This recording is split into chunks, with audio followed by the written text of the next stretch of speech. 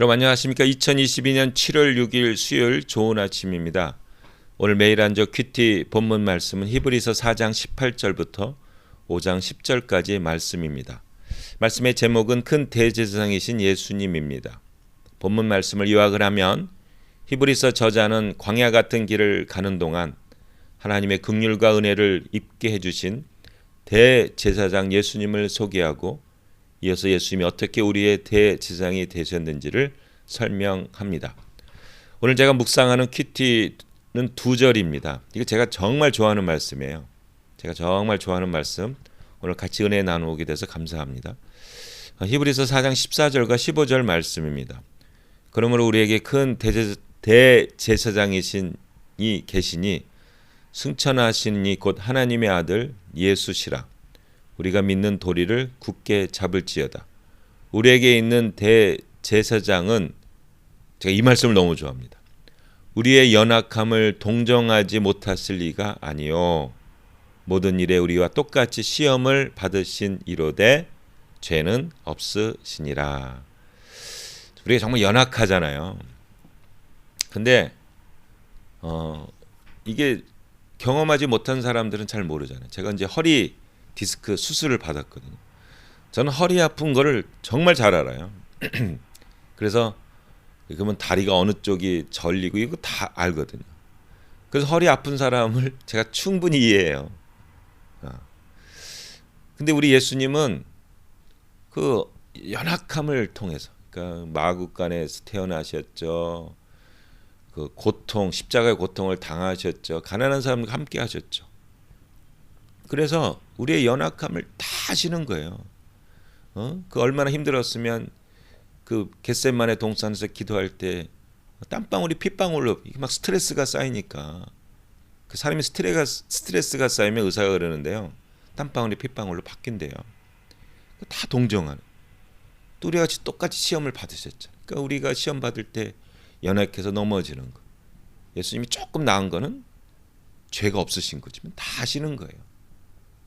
땀방울이 핏방울이 병한 그 예수님, 십자가의 고통을 당하신 예수. 그래서 나를 다 이해하시고 나를 격려하시고 아들아 내가 너를 모든 걸 다 안단다 하는 그 예수님 얼마나 좋습니까? 그래서 이 말씀을 제가 너무나 좋아합니다. 여러분, 예수님이 여러분의 연약함을 다 아십니다. 우리가 똑같이 시험을 받으셨기 때문에 다 체험을 하셨습니다. 근데 예수님이 죄를 안 지셨기 때문에 우리를 구원하실 수 있는 겁니다. 할렐루야. 예, 너무 감사하죠. 근데 여기 히브리서 오늘 말씀에요. 4장부터 이제 5장 10절까지 말씀에 다른 성경에서는 절대 나오지 않는 두 단어가 나옵니다. 무슨 단어일까요? 두 단어. 첫째 단어는 뭡니까? 대제사장이신 예수님. 다른 성경에서는요, 예수님을 제사장으로 소개한 내용이 없습니다. 사도 바울도 예수님을 제사장으로 소개한 내용이 없어요. 어디서만? 히브리서만 나오는 거예요. 그것도 여기 대제사장인데 대자가 큰 대자잖아요. 근데 큰 대제사장, 큰 제사장. 좀 이렇게 막 강조를 하죠.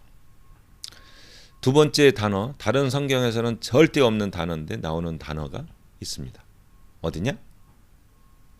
멜기세덱이라는 단어입니다.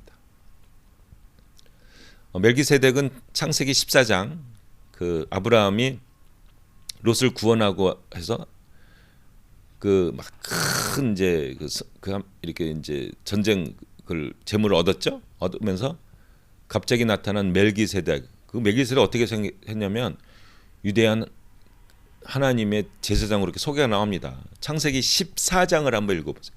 거기에 나옵니다. 14장 10절부터 17절인가요? 거기에 멜기세덱한테 그 제물을 바치는 거예요. 그리고 멜기세덱이 아브라함을 안수하면서 기도합니다. 거기에 나오고 두 번째 나오는 게 시편 110편에 나옵니다. 거기 이 단어예요. 오늘 6절에 나오는 거, 5장 6절에 나오는 이게 이겁니다. 내가 영원히 멜기세덱의 반차를 따르는 제사장이라. 반차라는 것은 계열이라는 거예요. 멜기세덱의 계열을 따르는 제사장이다. 영원히 이 단어가 나옵니다. 이 내용을 히브리서 저자가 예수님께 적용을 하고 있는 거예요. 거기에는 이유가 있습니다. 언제 우리가 내용이 뭐냐면 그 개종했던 예수를 믿었던 그 기독교 유대인 기독교인들이 막 핍박이 오니까 다시 이제 원래 유대교로 넘어가는 거예요. 도망가는 거예요.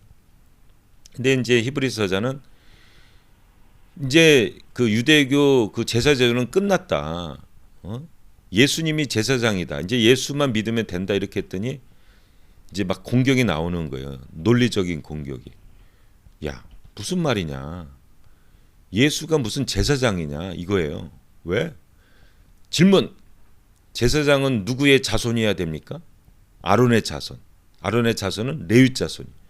레위 자손만 제사장이 될 수 있는 거예요. 대제사장이. 근데 어떻게 예수님이 대제사장? 예수님 누구의 자손? 유다 족속이거든요. 그러니까 다른 성경은 예수님을 다 정치적인 메시아로 메시아로 이렇게 설명하지만 제사장으로 설명을 못 해요. 왜냐하면 예수님이 레위 자손이 아니거든. 그래서 안 했습니다. 근데 이제 히브리서 저자는 유대 이제 제사제는 다 끝났다. 유대교로서 이제 구원을 못 받는다. 왜냐하면 예수님께 다 넘어왔다 이제는. 근데 예수는 무슨 제사는 그래도 이 아론의 자손들이 해야 되는 거 아니냐? 레위 자손이 뭐가 넘어왔냐? 그래서 끌어들인 게 뭐냐면 멜기세덱이라는 이것을 끌어들입니다. 그 인간적인 제사장은 아무 힘이 없다. 그는 한계적인 거다. 그거는 매년 제사를 드려야지만 우리 예수님은 단번에 끝냈다. 왜? 예수님은 멜기세덱의 계열에 따라 나온 하나님의 아들이시기 때문에 그렇다 하는 것을 논리가 됩니다. 그래서 구약의 제사제도는 이미 폐지된 거다 하는 겁니다. 성경에서 여러분 이제 우리도 이제 한국 사람도 이제 신학 공부하잖아요. 신학 막 논문 내고 유대교도 이제 그 막 공부하고 막 논문도 내고 그랬을 거 아닙니까? 유대교에서 가장 신비스러운 인물 1등 누군지 아세요? 멜기세덱. 멜기세덱이 갑자기 나타나요. 창세기 14장에. 그리고 갑자기 시편 110편에 한 번 또 나옵니다. 이 사람이 도대체 누구야? 해가지고 이거 막 연구한 논문들이 있대요. 이제 학자들이. 근데 이거 히브리서 저자는 이 멜기세덱을 끌어들여서 4장, 5장, 6장, 7장 물론 4장에 걸쳐서 그 멜기세덱을 설명합니다. 히브리서가 13장인데 거기 4장, 3장인가요? 4장. 4장에 걸쳐서 이 멜기세덱을 설명하는 거예요. 그러니까 거의 한 30% 되는 거죠. 왜냐하면 이 구약의 제사제도는 끝났고 예수님의 이제는 십자가의 이 믿음으로만 구원받는다는 걸 주장하기 위해서는 멜기세덱이 필요했던 겁니다. 예수님이 큰 대제사장이라는 것을 설명하기 위해서는 멜기세덱의 반차를 이게 필요하기 때문에 이것을 깊이 설명하면서 결론적으로 이제 구약의 제사제도는 이미 끝났고 이제는 실효성이 없고 예수님만이 구원의 길이다. 그래서 너희들이 다시 옛날 그 유대교로 가는 거는 이거는 망하는 길이다라는 것을 이렇게 설명하게 됩니다. 저는 그 말씀 중에 오늘 말씀 4장 15절 말씀 너무 좋아합니다. 우리에게 있는 대제사장은 우리의 연약함을 동정하지 못하실 이가 아니요 모든 일이 우리와 똑같이 시험을 받으시니로되 죄는 없으시니라. 예수님이 여러분들 너무나 사랑하시고 다 경험하시고 다 이해하시고 다 품어주십니다. 실수할 때도 우리에게 피할 길을 주십니다. 우리가 방향만 마음의 이 중심만 그대로 예수님께 있으면 예수님이 우리를 다 보살펴 주십니다. 예수님이 오늘도 우리와 함께 하시고 우리를 이해하시고 우리의 길을 열으실 겁니다. 오늘 예수님을 통해서 승리하시는 주님의 귀한 종들 되기를 예수님의 이름으로 축복합니다. 아멘.